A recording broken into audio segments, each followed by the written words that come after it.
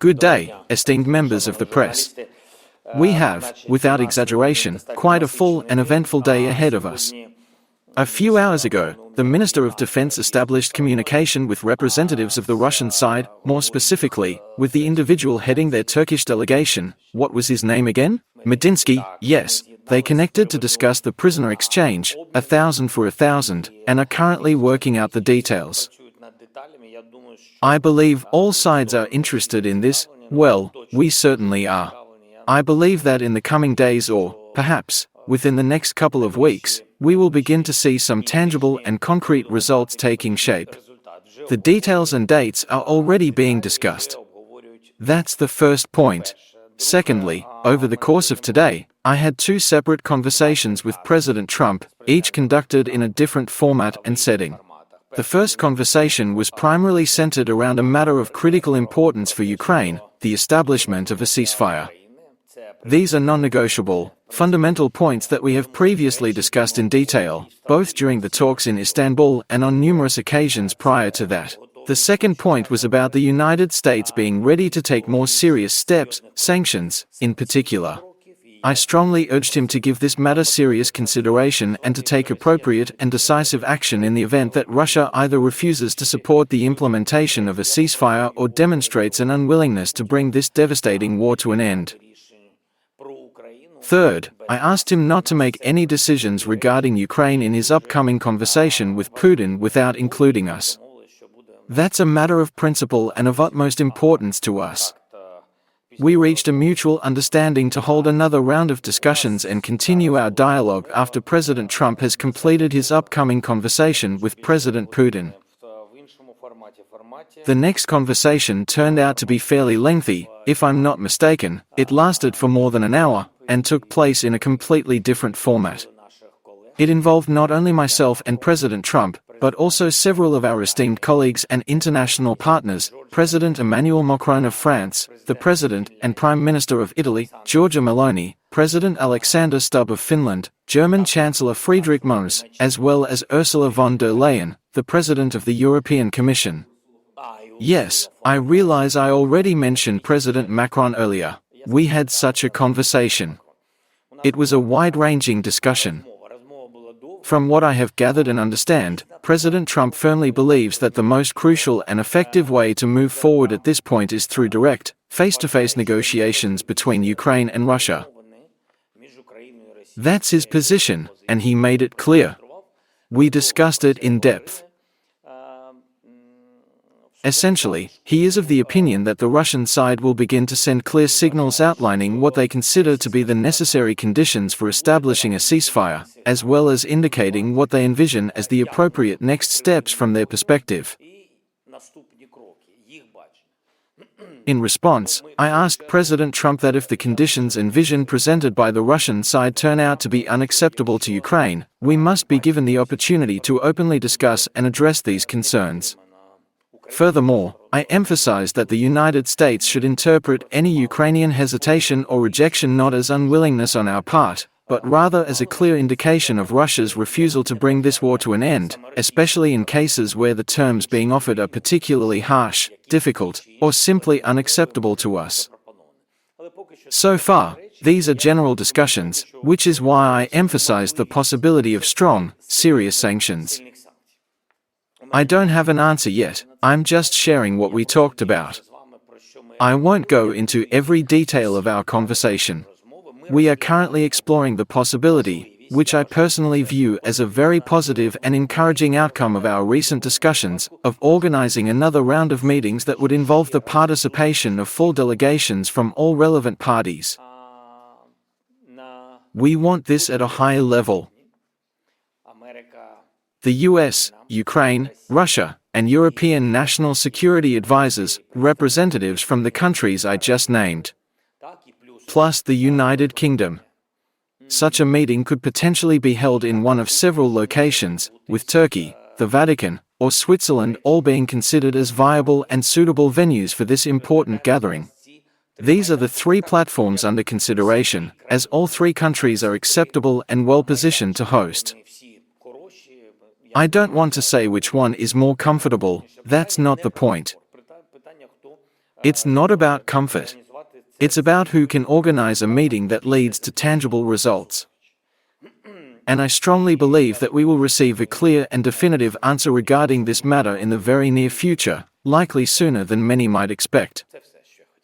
That's all I wanted to say. Zelensky'sSpeech. I've also wanted to clarify regarding Putin's statement that Ukraine and the Eurasian Economic Union may begin drafting a certain memorandum. Is there any information about what this memorandum might be? This is what I already mentioned, based on what President Trump told me. From what I understand, they have already discussed this matter with President Putin and other representatives of the Russian side, exploring the possibility of drafting a bilateral memorandum. This memorandum could potentially serve as a foundational document that would then pave the way for creating a comprehensive roadmap aimed at ending the war, essentially leading to the formulation of a formal treaty. The memorandum, supported by one or both countries, would include, among other things, a ceasefire. So far, I do not have concrete information about this. In any case, should the Russian side put forward a proposal for any kind of memorandum, and I strongly suspect that this will not remain confidential for long, as such information typically becomes public knowledge sooner or later, I firmly believe that once we have received their specific proposals or the text of the memorandum itself, we will be fully prepared to carefully analyze it and then formulate our own official position and response accordingly. That's roughly how it stands. Thank you very much, Mr. President, thank you. Following your recent call with President Trump, as well as the subsequent conversation between the US President and Mr. Putin, President Putin publicly announced his willingness to reach an agreement with Ukraine based on certain key principles that he believes would help bring an end to the ongoing conflict. From his perspective, what are the fundamental principles that Ukraine would need to accept in order to successfully bring this war to a close? Thank you for that question. I believe I have already provided an answer regarding these principles. We are talking about the same principles that should be laid out in the memorandum, which the journalist just asked about. No, I can repeat this information. I am not aware of the principles the Russian side intends to include. Based on what I have learned through my ongoing dialogue with President Trump, it is my understanding that the Russian side intends to send us a memorandum outlining their proposed principles. They aim for this document to encompass not only the specific provisions for a ceasefire but also a range of additional principles that they consider important for moving forward. I cannot give you an answer on what exactly will be included, as I do not have that information. For me, the principles are those known to President Trump. First, we are talking about what was already announced in Istanbul, and which I also publicized before Istanbul, in Ankara, France, London, and Saudi Arabia. So this is not the first time we are publicly sharing our principles. For this reason, I believe the first step must be acceptable to all parties. Furthermore, I also firmly believe that the United States has already shared these very same principles with us directly, and I place a great deal of trust and confidence in that information as we continue to navigate this complex situation. We are all deeply interested in a ceasefire to prevent further losses. Furthermore, as for our side, we sincerely want to put an end to this war. I am not convinced that Russia is ready for this, and we do not trust them. That is precisely why I am eager to witness a genuine and concrete ceasefire from their side as an essential first step, a clear and unmistakable demonstration of their true and sincere willingness to bring this devastating war to an end. We always emphasize this principle in discussions with our partners, including the US and Europe. I was pleased to hear President Trump's proposal for a complete ceasefire without any conditions or preconditions, simply a ceasefire. Just a ceasefire. We have already been preparing for that. So, these are our principles. A ceasefire, followed by further steps, of course. These include the exchange of prisoners of war, addressing all humanitarian issues, and the return of deported children who were taken to Russia. These are our key principles. However, as usual, Russia wants to gain something, but they don't even know exactly what that is. When they claim to want something, they want everything. That is why we will wait for their version of the memorandum, their principles. We will share this information with you, if, of course, it is made public. At this point, I do not know if it will be. Even the principles themselves remain unknown to me today. Nevertheless, we will wait. Nevertheless, we will wait. Thank you very much. Thank you very much. Alexei Sorokin, Kyiv Independent. 2 brief questions. First, regarding the negotiations in Turkey. Russia has insisted that a ceasefire is possible only if Ukraine withdraws its troops from 4 regions of Ukraine. Do you consider this to be Russia's current condition? And after the talks with President Trump, do you see President Trump agreeing to such a proposal from Russia? This is what we have already discussed. The question is not about President Trump, respectfully. Why? With all due respect. This is our land, our country, our army, and our independence. The real question is what Ukraine can and cannot afford to concede. No one will withdraw our troops from our own territories. It is not only my solemn constitutional duty but also the unwavering responsibility of our brave military forces to steadfastly defend and uphold Ukraine's sovereignty and territorial integrity against any and all threats. Yes, there are temporarily occupied territories due to the aggression of a large country, that is clear. But no ultimatums, and no one will surrender their land, their territory, their people, or their homes. I don't know what principles might be in any memorandum, let's be honest about that. What I have consistently emphasized, and have reiterated multiple times, including during my conversations with President Trump and his team, is this fundamental point: if Russia's primary condition for any agreement is that our troops must withdraw completely from our sovereign territory, then it clearly indicates that they are not genuinely interested in a ceasefire and have no real intention of bringing this war to an end. Because they clearly understand that Ukraine will never do that. If you pose a question to someone while already knowing full well that the answer will be negative or unfavorable, it suggests that you are not genuinely seeking a constructive result or solution, but rather that you may have other motives or intentions behind the question. However, in the recent talks with the President of the United States, he believes Russia is ready for negotiations and compromise. I don't recall all the details right now, but we will see. My second question is about a prisoner exchange, 1,000 for 1,000. Is this purely about military prisoners? And if so, has there been any proposal to exchange civilians or to return children? Today, our discussions are focused specifically on the important and delicate matter of exchanging military prisoners of war between the involved parties. There have also been signals from our side regarding political prisoners and journalists. But I do not want to go into details now or discuss exchanging children for soldiers. I believe we do not support such an approach. Children must be returned. It is unjust and illegal even under the laws of war. That is precisely the principle guiding the group currently working under Umarov, together with representatives from the security service and intelligence agencies. Good day, Mr. President. My name is Victoria Lukovenko. My question is about sanctions. On May 10, representatives from France, Germany, the UK, and Poland visited Kyiv.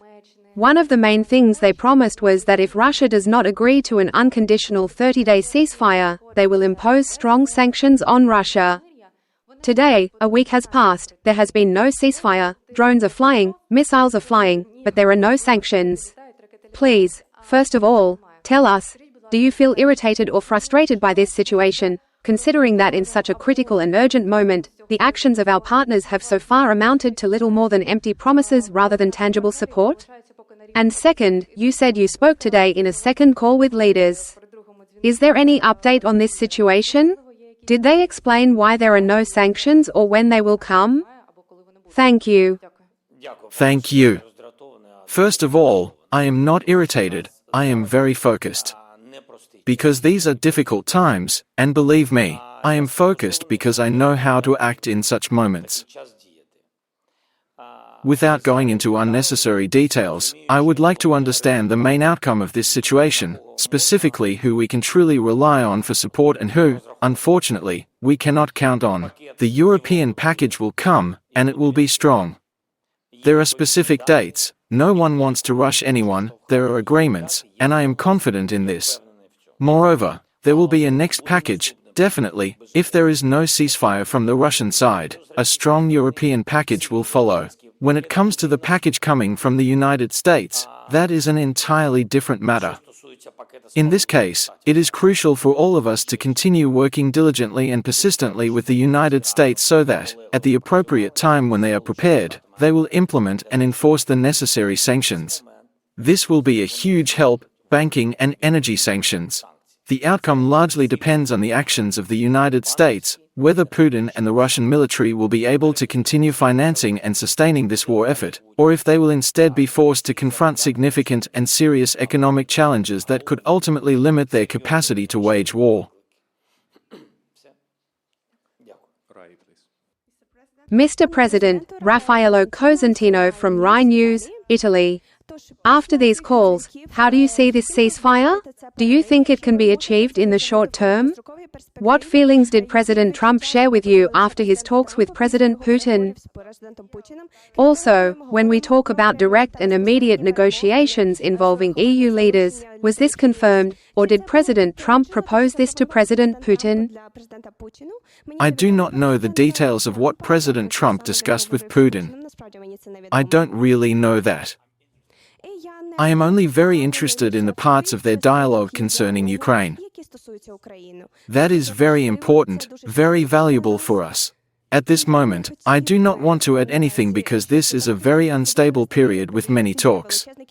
I prefer not to comment on that. I prefer to keep this information private for now. On my side, I am very pleased that Giorgia Meloni joined this process. That was very important to me. I am also currently considering the Vatican and analyzing all possible options. I believe this is a very promising platform. Of course, I am not comparing this location to Istanbul or Turkey in terms of scale or significance, but it could very well serve as a suitable platform that our Swiss friends might be able to facilitate and host for these important discussions. I truly believe that Pope Leo XIII can help us. This was a very important message I heard from him during our bilateral meeting, which was quite productive. We also raised the issue of children during our conversation. We presented a list of 400 children. That is a significant number. Additionally, we discussed a whole range of other issues. Additionally, we discussed many other humanitarian issues. The Vatican has expressed its readiness to invite and organize a meeting for all involved parties, including European representatives, whom we will be very glad to see. Of course, it depends on all sides. The format accepted by the Vatican includes the US, Russia, and Ukraine. We would like to see the involvement of European leaders, not only from the EU but also from the UK. We would certainly welcome the opportunity to establish such a format. We have already brought up and thoroughly discussed this issue with President Trump as well as with several other key world leaders. We discussed the possibility of such a format and the need to hold this meeting as soon as possible. We also brought up the Vatican's role and considered it as one of the options, as I have just explained to you. Thank you very much, Mr. President. Odrim Keppel, United 24 Media. Yesterday, we saw quite remarkable images from the Vatican. We saw a picture of your meeting with J.D. Vance. Could you describe your current relationship with him as quite positive and constructive, perhaps more positive than before? No, truly.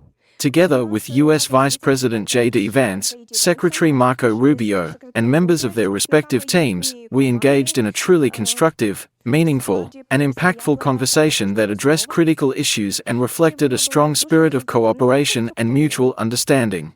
It was very productive and result-oriented. I believe this positive outcome is very important for us. We had an in-depth and comprehensive discussion about the ongoing situation between Ukraine and Russia, focusing on potential pathways to ending this devastating war, identifying specific areas where the United States can provide meaningful assistance. We exchanged thoughts and, of course, discussed what he is willing to concede and what is non-negotiable for him, as well as what compromises we expect from Russia and which areas we are already ready to discuss. It was a highly concrete, results-oriented, and genuinely productive discussion. So, in my view, we need to continue expanding these discussions and go into more detail. I do not yet know the mood or atmosphere of the next meeting. Nevertheless, I am convinced it was a very positive and important meeting. We need to change the tone of our meetings, and this time the atmosphere was favorable. Thank you very much. I would also like to express my gratitude to the Vice President and his team. Thank you. Good day, Mr. President. Good afternoon. First question. Are you currently planning a new ministerial-level meeting between Ukraine and Russia? And second, you have firmly stated on multiple occasions that Ukraine will never, under any circumstances, agree to give up or surrender any part of its territory that is not currently under Russian occupation, a position that reflects your unwavering commitment to the sovereignty and territorial integrity of the country. But will you discuss Ukraine's neutral status? This is also a key question. Thank you very much. First of all, I want to thank President Erdogan. I would also like to thank Minister Hakan Fidan, Turkey's foreign minister. Our teams have good relations. Thank you sincerely for organizing and facilitating my visit to Turkey, specifically to Ankara, your nation's capital, and for also making arrangements for a potential and important meeting to take place in the historic and strategically significant city of Istanbul. As I have already said, we are considering Istanbul, the Vatican, Geneva, or another Swiss city as potential venues for the meeting. We are not seeking or considering alternatives to our valued Turkish colleagues, rather, our focus remains firmly and exclusively on achieving concrete, meaningful results through our ongoing collaboration and mutual efforts. The host side responsible for preparing and facilitating the meeting must ensure that they are capable of organizing and accommodating the appropriate level of delegation presence, one that reflects the significance of the discussions and includes all key participants necessary for meaningful and productive dialogue. We want the chosen venue to offer the highest possible level of engagement, the very highest, whether that means technical teams or, if we are ready for leaders' talks, actual decision makers. Only on this basis will we consider and make our choice. Of course, all parties must support the selected venue for the meeting and the discussions. Regarding Ukraine's status, it is clearly defined in the Constitution of Ukraine. Everything is written there. If you have time, I am confident you are familiar with the Constitution. And if not, there is always an opportunity to read a bit of Ukrainian. Thank you.